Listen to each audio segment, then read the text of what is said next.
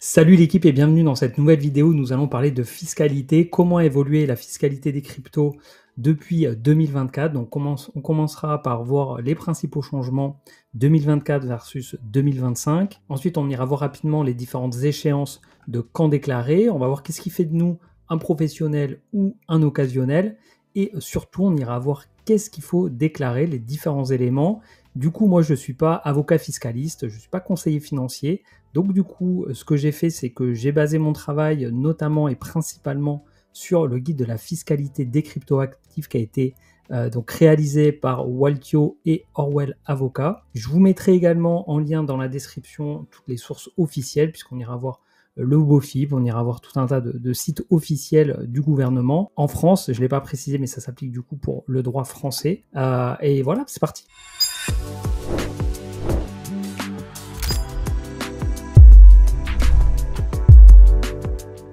Bienvenue sur La Crypto by Joe. Pour ceux qui ne me connaîtraient pas, donc je m'appelle Jonathan, j'investis dans les cryptos depuis 2017 et depuis un peu plus d'un an maintenant, je partage mon expérience et mon aventure dans l'investissement crypto avec vous sur cette chaîne. Donc je vous invite à aller faire un petit tour sur la chaîne pour voir les différents types de contenus qui sont proposés. Et si vous pensez que ça peut vous être utile, eh bien je vous invite à vous abonner et à activer la cloche pour ne pas louper la sortie des prochaines vidéos. Pour ceux qui débutent, j'ai mis un guide gratuit qui est disponible dans la description où je vous présente toutes les bases nécessaires à connaître pour pouvoir se lancer sereinement dans l'investissement crypto. Alors au niveau des principaux changements, j'en ai noté 3. Le premier, c'est le stacking et le lending qui sont considérés comme des bénéfices non commerciaux, donc des BNC. C'est quelque chose qui n'était pas vraiment très clair jusqu'à présent. Là, ça l'est beaucoup plus. L'administration fiscale considère que le staking et le lending, donc le lending, c'est le prêt de crypto contre rémunération, ainsi que les intérêts de rendement perçus en crypto, par exemple en utilisant des protocoles comme Aave ou Lido, constituent une forme de revenu actif, assimilable à une prestation de service, même si elle est automatisée. Ce n'est donc pas une plus-value, mais un revenu, et donc c'est pour ça, c'est en cela que c'est imposé en BNC. Et pour cela, donc c'est imposé au BNC au moment de la réception des jetons, au cours en euros à la date de réception. Et c'est là qu'on peut avoir une double imposition. On reviendra dessus tout à l'heure dans la partie quoi déclarer. Au niveau catégorisation des revenus et imposition, sinon ça ne change pas. Les autres points que j'ai relevés, donc DAC 8, Directive européenne de coopération fiscale, ça va plus être lié à l'utilisation des informations des plateformes et également le TFR. Donc on va commencer par le DAC 8, ça va être assez rapide. L'idée du DAC, c'est de mettre en place un système de coopération pour permettre l'échange d'informations fiscales entre les autorités de chaque État membre. Donc c'est chaque pays membre de l'Union européenne qui vont pouvoir, mais plus devoir en fait, échanger sur les informations fiscales qu'ils auront sur chacun de leurs contribuables. Cette directive, elle concerne particulièrement les cryptos et s'aligne sur le règlement MiCA, en reprenant les définitions et l'obligation d'agrément pour les prestataires de services en cryptoactifs. Vous l'aurez probablement compris, l'idée c'est de mettre en place une coopération administrative et fiscale entre les États membres de l'Union européenne dans le but de lutter contre l'évasion fiscale et de favoriser la transparence entre les États. Et donc ça va impliquer des obligations pour les plateformes, pour les prestataires de services en crypto. Ils vont devoir déclarer donc un certain nombre d'informations, les transactions crypto-fiat, les transactions crypto-crypto. Voilà, donc vous avez le détail ici.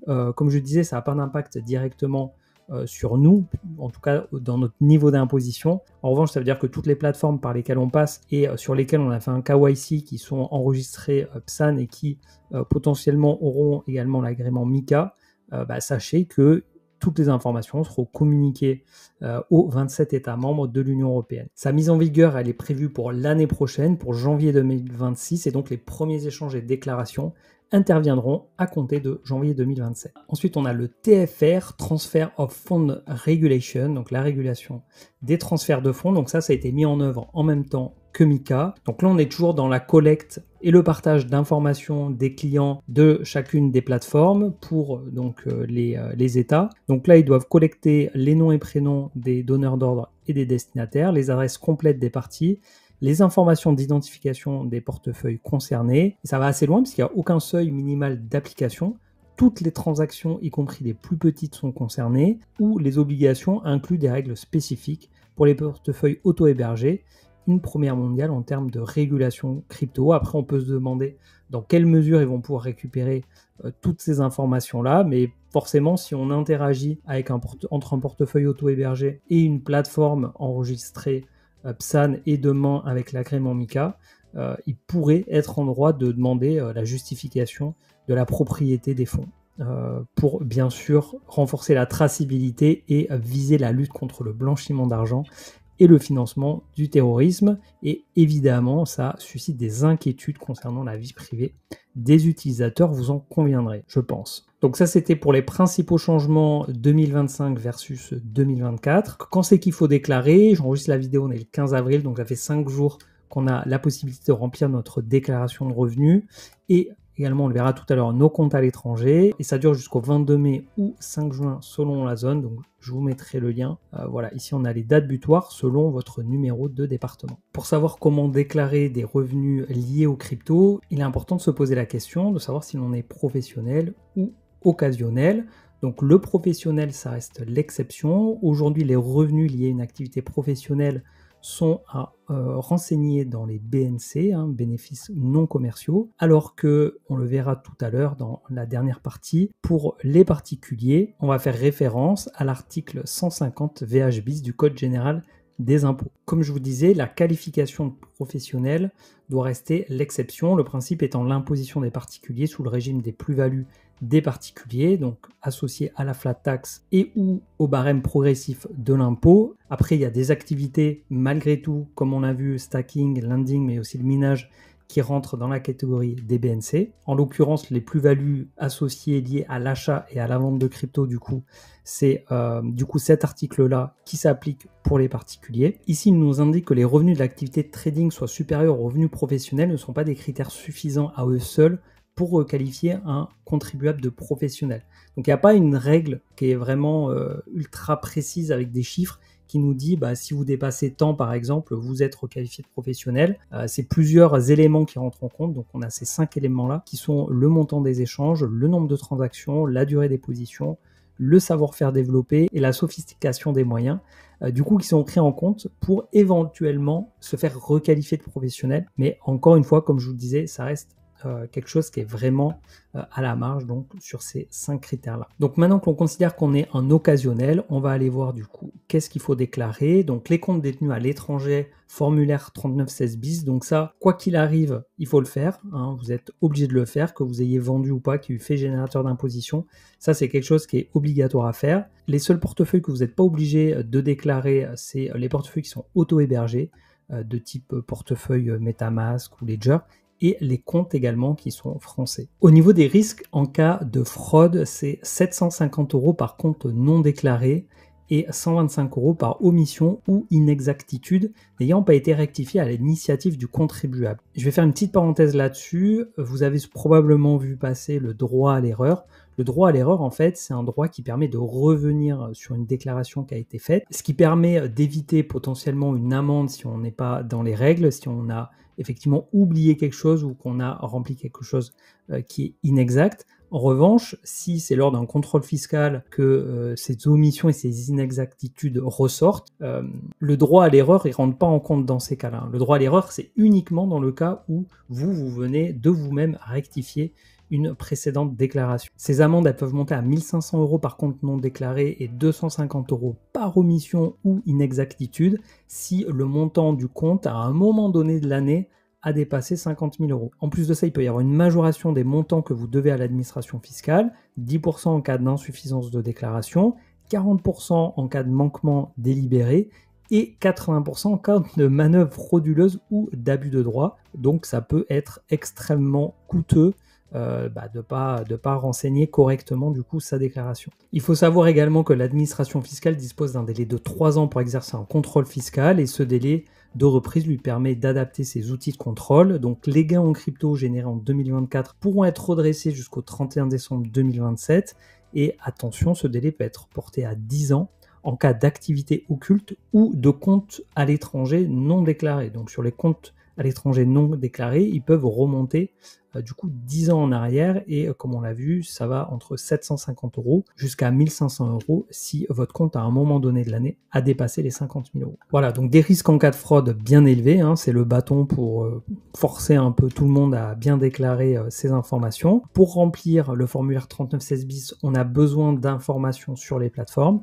Donc pour ça, je vous ai mis le lien d'un article de Khan Academy et donc vous retrouvez, donc ils expliquent comment le remplir et ici on retrouve les adresses, les informations de chaque plateforme, hein. Donc il y a de grandes chances que vous retrouviez votre plateforme ou vos plateformes pour pouvoir compléter du coup correctement votre formulaire 3916 bis. Et par rapport à ça, je voulais vous faire une petite mise en garde par rapport au compte CFD, eToro, Revolut, Kraken par exemple. Attention, vous n'achetez pas des cryptos, vous achetez ce qu'on appelle des CFT, Contract for Difference, donc c'est un produit financier dérivé qui représente un actif et réplique sa performance. Et donc ce qu'il faut comprendre, c'est que le CFD ne permet pas la réelle possession de la crypto, il ne permet que la représentation de l'actif sous-jacent. Le produit CFD en lui-même n'est donc pas considéré comme un crypto-actif. Donc si vous achetez des cryptos via eToro, Revolut ou Kraken par exemple, vous n'achetez pas réellement des cryptos et donc du coup vous n'êtes pas concerné par cette vidéo. Et ça va peut-être en surprendre quelques-uns.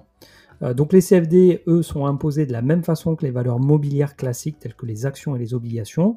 Les plus-values sont soumises aux prélèvements sociaux de 17,2%, puis sont soumis à l'impôt sur le revenu ou à la flat tax. Maintenant, en ce qui concerne les plus-values, il n'y a pas forcément de déclaration à faire, donc on va commencer par voir qu'est-ce qu'un fait générateur d'imposition, quelles sont les transactions qui vont du coup vous obliger, pour lesquelles vous allez devoir remplir le formulaire 2086, quelle est la formule de calcul des plus-values, et également on ira voir le montant de l'impôt, du coup comment il se calcule. Donc par rapport au fait générateur d'imposition, donc on va aller sur le BOFIP, hein, donc pareil le lien sera en description. Ici donc ce qui nous indique c'est que ce qui constitue des opérations imposables, donc au sens de l'article comme on l'a vu le 150 VH bis du CGI, ce sont les cessions à titre onéreux d'actifs numériques ou de droits s'y rapportant, réalisé donc au 1er janvier, ça peu importe, c'est pour juste dire que ça c'est applicable comme ça depuis 2019. Donc en contrepartie, on échange des actifs numériques en contrepartie donc d'une monnaie ayant un cours légal. Donc en gros, j'échange du Bitcoin contre de l'euro, de l'échange d'un bien autre qu'un actif numérique. Donc par exemple, j'achète une voiture avec un stablecoin ou du Bitcoin, de l'échange avec Soult d'un actif numérique. La Soult, pour ceux qui ne connaissent pas, parce que c'est pas fréquent et je vous le dis, mais c'est pas vraiment, il y a peu de chances que ce soit un cas qui vous concerne. La Soult, c'est une somme d'argent qui doit être payée par celui qui, à l'occasion du partage d'une indivision, reçoit un lot d'une valeur plus élevée que celle à laquelle ses droits lui permettent de prétendre. Et le dernier cas, c'est en échange d'un service. Donc par exemple, je paye quelqu'un pour faire la miniature de cette vidéo, je le paye en crypto, ça c'est un fait générateur d'imposition. Donc si au cours de l'année 2024, vous avez effectué une cession donc, de crypto contre de l'euro, contre un bien ou un service, du coup vous allez devoir donc calculer le montant de la plus-value au moment ou de la moins-value au moment exact où vous avez fait cette transaction. Donc quand je parle de transaction, c'est par exemple j'ai vendu des stablecoins contre des euros. Il va falloir savoir le jour où ça a été fait. Donc il va falloir appliquer cette formule. La formule c'est le prix de cession moins le prix total d'acquisition fois le prix de cession divisé par la valeur globale du portefeuille. Je vous mettrai le lien en description également. En gros, le prix de cession, donc c'est le montant que vous retirez. Le prix total d'acquisition, c'est combien vous avez investi en crypto. Le prix de cession, c'est le même. Et la valeur globale du portefeuille au moment de la vente. Donc ça demande de bien suivre son portefeuille crypto pour pouvoir faire ce calcul-là, surtout s'il y a plusieurs faits générateurs d'imposition. Du coup, il va falloir faire le calcul plusieurs fois. Si vous voulez avoir une idée de combien ça vous coûterait, Waltio propose un simulateur.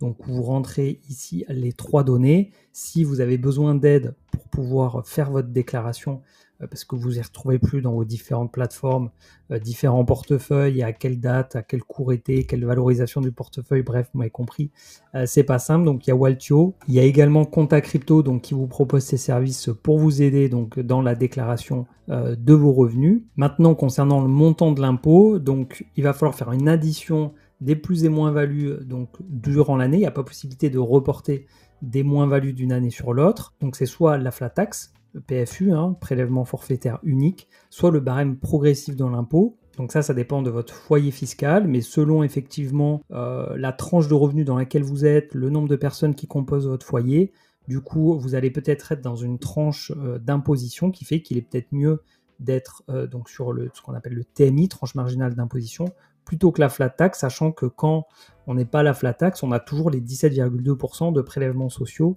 à payer. Donc quand on est dans la tranche à 0%, on va avoir que 17,2%. Quand on est dans la tranche à 11%, donc ça nous fait 28,2%. Donc c'est toujours un petit peu moins que 30%, mais ça ne change pas grand-chose. Et si vous êtes dans la tranche de 30% au-dessus, là c'est sûr qu'il vaut mieux privilégier la flat tax. Si vous voulez simuler vos impôts pour voir s'il vaut mieux choisir entre flat tax ou TMI, du coup je vous ai mis ce lien.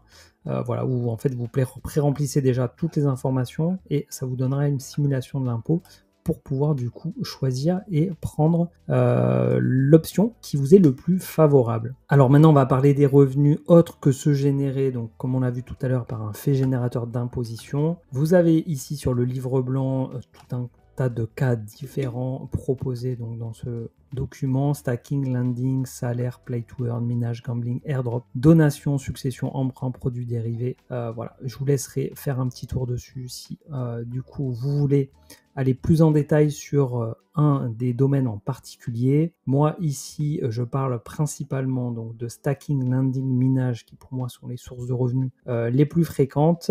Donc c'est le formulaire 2042, c'est pro même si on ne le fait pas en tant que professionnel. Ici donc je vais répondre à 2 questions et ensuite on va parler de la double imposition. Donc faut-il créer une entreprise? Non, tant que l'activité elle est occasionnelle, elle n'est pas considérée comme professionnelle dans le sens où il n'y a pas de structure dédiée, il n'y a pas de démarchage ni de volume important et qu'il s'agit d'un particulier agissant en son nom propre. Donc dans ce cas-là, il faut aller remplir donc des cases 5HQ à 5IQ, donc en micro BNC, tant que les revenus ne dépassent pas 72 600 € à l'année, donc ça laisse quand même de la marge. Dans ce régime-là, il faut savoir qu'il y a un abattement forfaitaire de 34% sur les revenus, donc l'imposition apporte uniquement sur les 66% restants, donc les 2 tiers, et donc c'est l'application du barème progressif de l'impôt, plus les 17,2% toujours de prélèvements sociaux qui vont s'appliquer. Donc encore une fois, selon votre situation, ça peut être plus intéressant de le déclarer en BNC que l'imposition qu'on a vue finalement tout à l'heure sur la plus-value. Et ce, malgré le fait qu'il y ait une double imposition, donc une imposition à réception, imposition sur le BNC sur la valeur des jetons, comme on l'a dit en appliquant donc un abattement de 34% et ensuite en le mettant dans le barème progressif de l'impôt plus les prélèvements sociaux, et ensuite à la revente. Donc si par exemple je déclare des revenus de stacking d'ETH, je vais devoir déclarer chaque fois que je reçois des ETH, oui ça peut faire beaucoup et ça peut être très compliqué à déclarer au BNC, mais du coup à chaque fois que vous en recevez, donc c'est une imposition au BNC, et ces ETH là, s'ils perdent de la valeur à la revente, bon, il y a de la moins-value, mais à ce moment-là, ça peut venir en compensation d'autres plus-values sur l'année en cours, toujours. Et en revanche, s'il y a une plus-value entre le moment de la réception et le moment de la revente, à ce moment-là, c'est PFU, donc la flat tax qui s'applique de 30%, sauf si vous optez toujours, là vous avez la possibilité pour le barème progressif de l'impôt. Mais du coup, selon votre tranche marginale d'imposition, il est mieux de déclarer ses revenus stacking, lending, minage dans les BNC plutôt que dans l'imposition sur les plus-values, notamment grâce à l'abattement de 34%. Pour conclure, je vais revenir sur l'article de Coin Academy qui nous dit quelle galère. Il y a des sanctions qui peuvent être très importantes, notamment si vous oubliez de déclarer des comptes. Ça, c'est la partie en plus qui est vraiment la plus simple. Vous avez besoin de personne pour le faire. Vous avez en plus donc dans ce lien-là toutes les informations, donc ça vraiment pas de souci. Après, c'est vrai que sur la partie BNC, ça peut être vite une usine à gaz, et également sur la partie plus-value, peut-être si vous avez fait une opération, bon, vous devriez peut-être pouvoir vous en sortir. Par contre, après, s'il y a plusieurs opérations, vous avez vraiment beaucoup de comptes et tout, ça peut vite être la galère. Donc c'est pour ça qu'il y a des solutions qui existent, que vous connaissez certainement, je vais rien vous apprendre. Donc il y a Waltio, donc qui ont participé donc à l'élaboration de ce guide. Waltio, donc je vous mettrai un lien en description, c'est un lien affilié où on gagne chacun quelque chose. Et ensuite, il y a Contact Crypto. Pour le coup, eux, il n'y a pas d'affiliation, ni pour vous, ni pour moi. Mais ils ont des tarifs qui sont plus abordables que Waltio. Voilà. Donc je vous invite à aller faire un petit tour sur les deux et de voir du coup celui qui vous correspondrait le plus si vous avez besoin d'aide dans votre déclaration. Et pour ceux qui veulent aller plus loin et avoir une étude personnalisée, à ce moment-là, je vous invite à vous rapprocher d'avocats fiscalistes qui seront les mieux placés pour vous renseigner en fonction de votre situation. J'espère que cette vidéo aura répondu à toutes vos interrogations. Si ce n'est pas le cas, vous pouvez toujours me le faire savoir en commentaire. Si vous avez apprécié la vidéo, un petit like, ça fait toujours plaisir.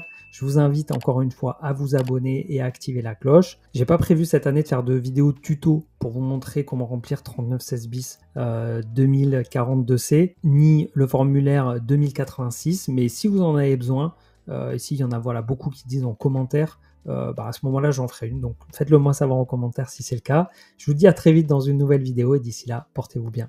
Ciao!